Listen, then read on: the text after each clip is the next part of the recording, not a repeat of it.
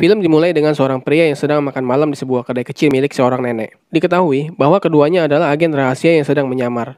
Pria itu bernama Lee Yong-ho. Dia berpamitan dan berterima kasih pada nenek itu karena telah membantunya dalam menjalankan tugasnya. Tapi dalam perjalanan pulangnya, Lee Yong-ho dibuntuti dan dikepung oleh polisi dan diminta untuk menyerah, yang akhirnya menyebabkan Lee Yong-ho mati tertembak.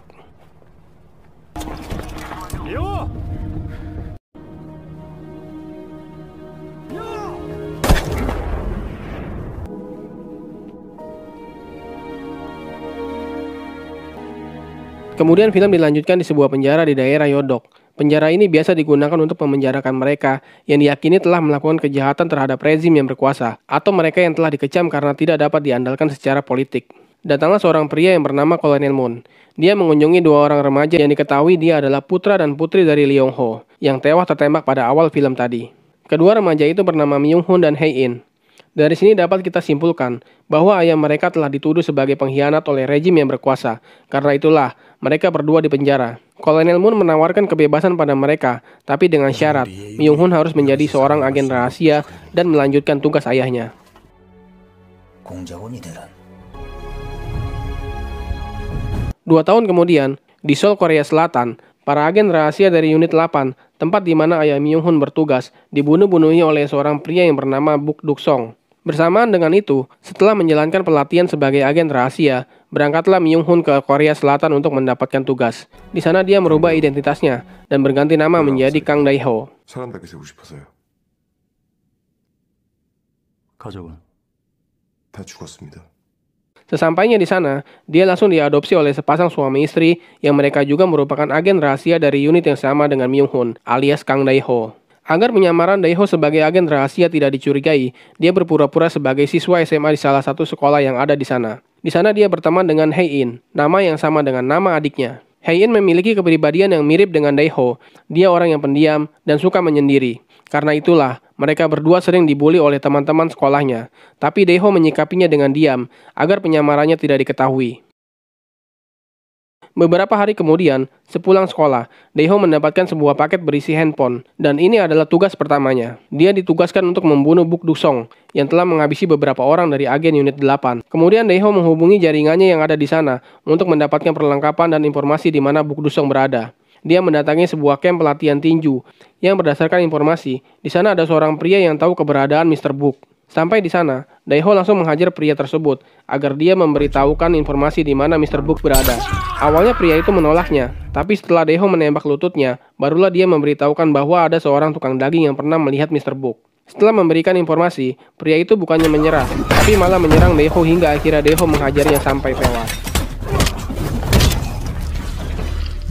Kembali ke sekolah, hari itu Dae-ho mengikuti pelajaran dengan banyak melamun. Pikirannya tidak di sekolah. Dia memikirkan ada tugas yang harus diselesaikannya. Melihat sikap Dae-ho yang banyak melamun, guru yang sedang mengajar pagi itu meminta Dae-ho menjelaskan apa yang sedang dipelajarinya. Kemudian dengan sangat detail, Dae-ho menjelaskannya, membuat seisi kelas kagum padanya.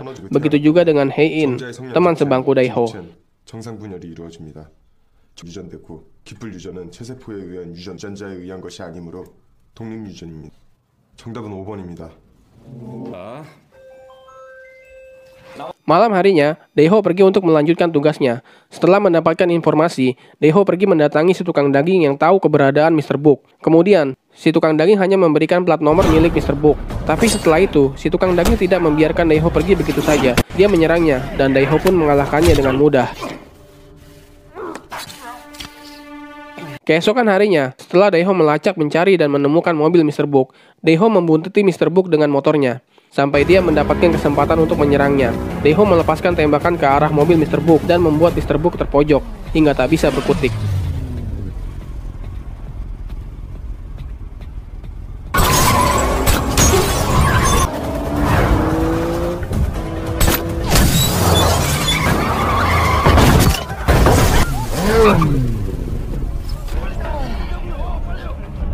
Tapi Dae-ho membiarkannya hidup karena banyak kamera yang membidiknya. Dan kejadian ini pun menjadi kasus bagi kepolisian setempat.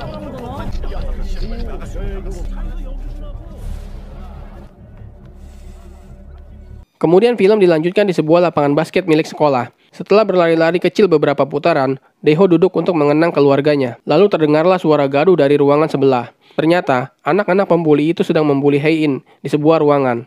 Kali ini Daeho tidak tinggal diam, karena terlihat mereka sudah keterlaluan, mengambil uang milik Hye-in dan membuat seragam sekolah Hye-in sobek. Daeho datang menghampiri mereka dan menghajar mereka semua dengan mudah. Dan sejak saat itu, mereka semua takut kepada Daeho, dan Daeho pun menjadi viral di sekolah karena menjadi jagoan di sekolah.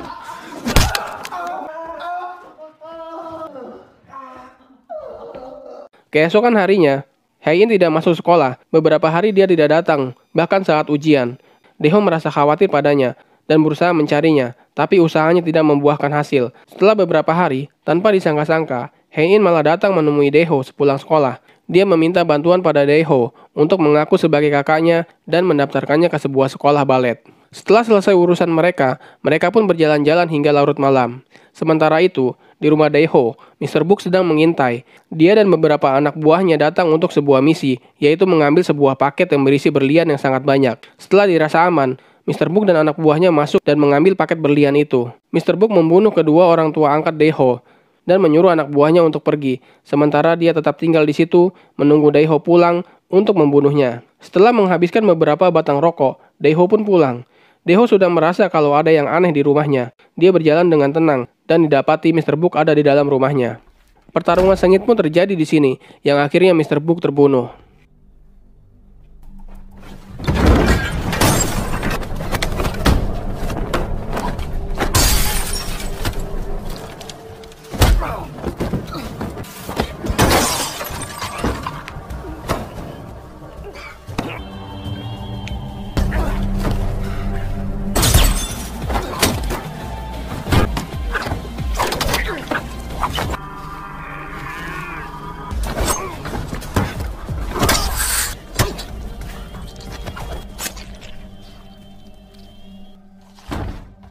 Untuk menghilangkan jejak, Daeho meledakan rumah itu dan pergi.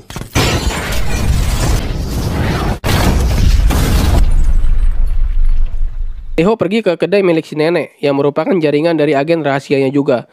Awalnya si nenek mengusirnya karena dia tidak mengenalnya, tapi setelah Daeho mengucapkan kata sandinya, Daeho pun disuruh masuk, dan tak lama kemudian Daeho pun pingsan.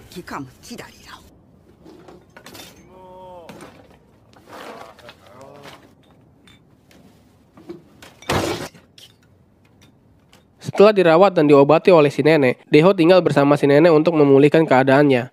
Bersama si nenek, Daeho mendapatkan pelajaran dan pengalaman baru dari pekerjaannya sebagai seorang agen rahasia.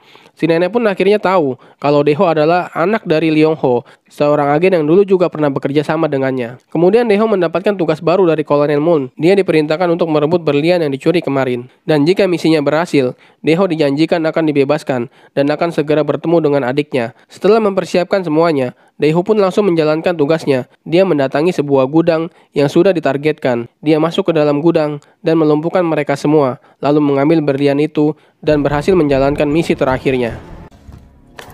시가 300억입니다.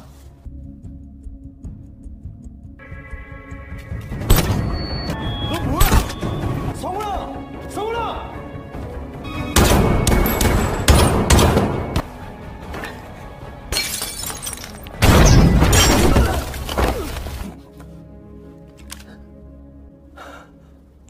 Setelah itu, Daeho pun bersiap-siap untuk kembali ke Korea untuk menemui adiknya. Dia berpamitan pada si nenek dan juga berpamitan pada Hye-in.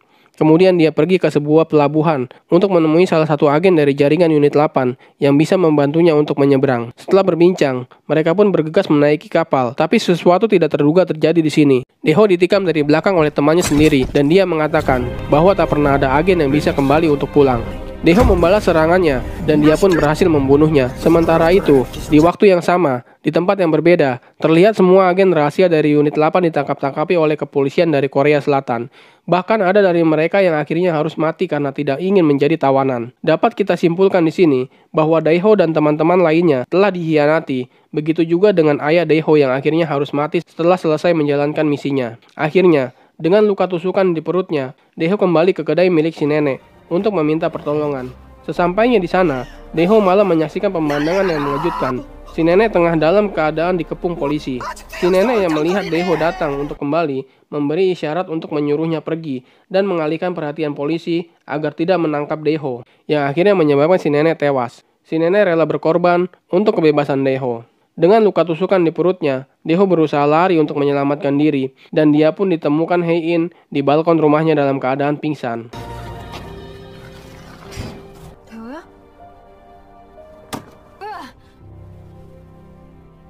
Hae-in merawat Daeho dengan baik. Dia mengetahui kalau Daeho sebenarnya adalah seorang agen rahasia dari berita di televisi. Daeho yang telah sadarkan diri memaksa untuk segera pergi dari rumah Hae-in. Tapi Hae-in melarangnya karena keadaannya masih sangat buruk. Keesokan harinya, di sebuah minimarket, seorang komandan polisi bernama Cha Jung-min sedang mencari informasi tentang Daeho dan Hae-in, yang secara kebetulan Hae-in ada di situ. Cha Jung-min pun langsung menghampiri Hae-in dan menanyakan tentang keberadaan Daeho padanya. Tapi Hae-in menutupinya dan mengatakan kalau dia salah informasi. "Aku tidak melihatnya lagi sejak aku berhenti sekolah," begitu kata Hae-in. Kemudian film berpindah ke sebuah bandara. Terlihat Kolonel Moon dan beberapa orang rekannya membawa Hae-in adik Daeho. Mereka telah sampai di Korea Selatan untuk suatu urusan. Kolonel Moon menelpon Daeho, meminta Daeho untuk menyerahkan paketnya yang berisi berlian itu kepadanya. Dan sebagai gantinya, dia boleh membawa pergi adiknya. Setelah diberitahu waktu dan lokasinya, Daeho pun pergi untuk menemui Kolonel Moon. Hae-in yang melihat Daeho pergi sendirian merasa khawatir padanya. Kemudian Hae-in menelpon Komandan Cha Jung-min dengan harapan Komandan Cha Jung-min bisa menolongnya. Komandan pun mengarahkan anak buahnya untuk melacak keberadaan Daeho dan kemudian segera bertindak. Daeho dan Kolonel Moon bertemu di sebuah parkiran, sebuah pemandangan yang tidak menyenangkan. Daeho dan Kolonel Moon berhadap-hadapan, sementara di sekelilingnya ada anak buah Kolonel Moon yang sedang mengintai, dan adiknya ada di dalam sebuah mobil dengan tangan terikat. Kolonel Moon meminta Daeho untuk memperlihatkan paket berlian itu. Setelah Daeho memperlihatkannya, salah seorang teman Kolonel Moon mengeluarkan pistolnya dengan tujuan untuk menembak Daeho. Beruntung, polisi menemukan keberadaan mereka dan menembak pria yang ingin membunuh Daeho. Suara tembakan yang terdengar oleh mereka akhirnya mengacaukan situasinya. Dalam situasi yang tidak terkontrol itu, justru dimanfaatkan oleh anak buah Kolonel Moon untuk membawa pergi Hae-in. Daeho yang melihat hal itu segera mengejarnya hingga pengejarannya terhenti karena polisi telah memblokir jalannya.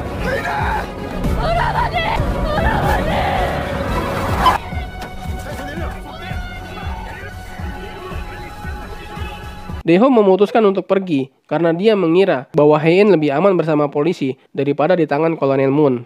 Sementara itu di tempat lain, Kolonel Moon sudah menyiapkan rencana kedua. Jika rencananya ini gagal, dia sudah memerintahkan anak buahnya untuk menculik Hae-in, teman Daeho. Tak lama kemudian, Kolonel Moon menelpon Daeho dan meminta untuk membawa paketnya kembali jika ingin temannya dibebaskan. Mendengar hal itu, Daeho sangat marah sekali pada Kolonel Moon karena dia juga melibatkan temannya. Sementara itu, di tempat lain, Hae-in adik Daeho diperlakukan dengan sangat baik oleh Komandan Cha Jung-min. Mereka terlihat sedang berbincang, dan di tengah perbincangan mereka, Daeho menelpon Komandan Cha Jung-min dan mengatakan kalau dia akan datang besok setelah semua ini selesai. 영훈아, 자수해라. 네가 동생 해야 할 일. 글만만 주고. Kemudian dalam keadaan marah bercampur sedih, Daeho pergi ke lokasi penculikan. Sesampainya di sana, Daeho menelpon Komandan Cha Jung-min, kemudian meninggalkan handphonenya di atas motornya. Hal ini sengaja dia lakukan agar polisi melacak keberadaannya dan datang ke lokasi penculikan untuk membantu Daeho. Kemudian Daeho pun masuk ke dalam sebuah gudang, tempat di mana Hae-in diculik. Terlihat anak buah Kolonel Moon sudah bersiap-siap, dan mereka semua mengelilingi Daeho. Kolonel Moon meminta kembali kepada Daeho untuk memberikan berliannya, tapi Daeho mengatakan ingin melihat temannya dulu. Setelah Daeho melihat Hae-in dalam keadaan hidup, sesuatu yang mereka tidak duga dilakukan oleh Daeho. Daeho melempar berlian itu ke atas dan menembaki mereka satu persatu.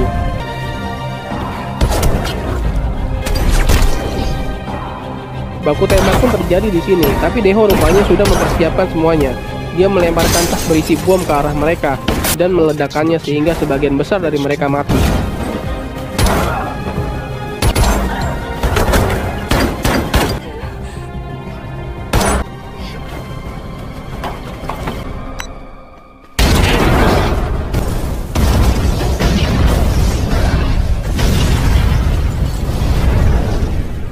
Kemudian Dae-ho dan Hae-in berusaha keluar dari gudang itu, mengira semuanya sudah berakhir. Tiba-tiba, salah satu anak buah dari Kolonel Moon yang masih hidup menarik kaki Dae-ho dan mencekik lehernya. Dae-ho yang sudah lemah karena kehabisan banyak darah, tak mampu berbuat banyak. Dia hanya berteriak agar Hae-in segera lari menyelamatkan diri. Hae-in pun pergi berlari keluar gudang dengan harapan mendapatkan bantuan. Dan beruntung, Komandan Cha Jung-min datang di saat-saat genting. Komandan pun langsung masuk ke dalam gudang, dan ternyata Kolonel Moon juga masih hidup dan tengah menodongkan pistolnya ke arah Dae-ho. Lalu komandan itu langsung menodongkan pistolnya ke arah Kolonel Moon dan meminta untuk menyerah. Tapi Kolonel Moon malah menakutinya dan mengancamnya dengan mengatakan, "Jika kau ingin selamat, tembak dia." Di tengah-tengah kebingungan komandan, Dae-ho melepaskan tembakannya ke arah Kolonel Moon dan Kolonel Moon pun tewas.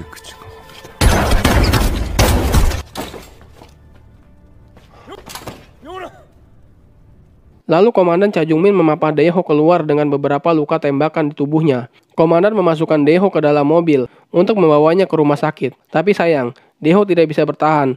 Dia kehabisan banyak darah dan dia pun tewas.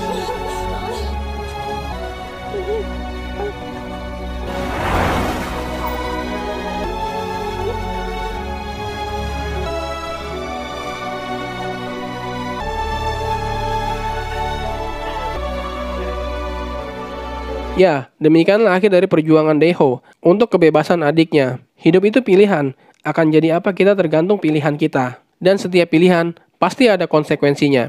Seperti kisah hidup Dae-ho yang akhirnya mengorbankan hidupnya demi kebebasan adiknya.